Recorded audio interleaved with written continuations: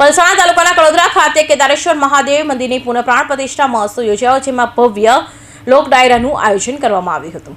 પલસાણા તાલુકાના કડોદરા ખાતે નવનિર્મિત કેદારેશ્વર મહાદેવ મંદિરની પુનઃ પ્રાણ પ્રતિષ્ઠા મહોત્સવ યોજાયો હતો।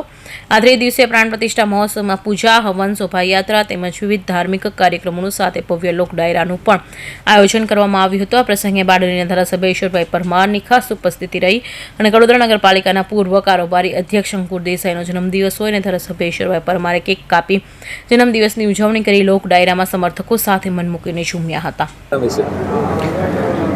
તારીખ 15, 16, 17 ના રોજ કડોદરા ગામ કેદારેશ્વર મહાદેવ મંદિર ટ્રસ્ટ દ્વારા કેદારેશ્વર મહાદેવ મંદિરના પુનઃ પ્રાણ પ્રતિષ્ઠા મહોત્સવનો એક 3 દિવસનો કાર્યક્રમ રાખવામાં આવેલ હતો, જેમાં આજે 17 તારીખ એટલે છેલ્લા દિવસે એ પૂર્ણાહુતિનો દિવસ છે અને સાંજે 5 કલાકે આજે પૂર્ણાહુતિ થવાની છે।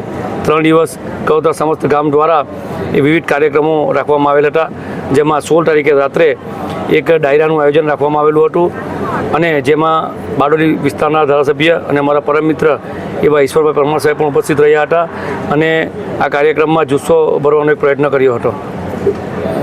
આજે જે પ્રોગ્રામ થયો તેમાં કયા કયા દેવ દેવતાઓ અને ક્યાંથી આવ્યા છે? આ કડોદરા લગભગ કેદારેશ્વર મહાદેવ મંદિરની પુનઃ પ્રતિષ્ઠામાં મહાદેવજીનો પરિવાર ગણેશજી, પાર્વતીજી, ગંગા મૈયા, હનુમાનજી અને પાર્વતી માતા તેમજ નવગ્રહ દેવતાઓની સ્થાપન કરવામાં આવ્યું હતું અને તમામ મૂર્તિઓ રાજસ્થાનથી લાવવામાં આવી હતી।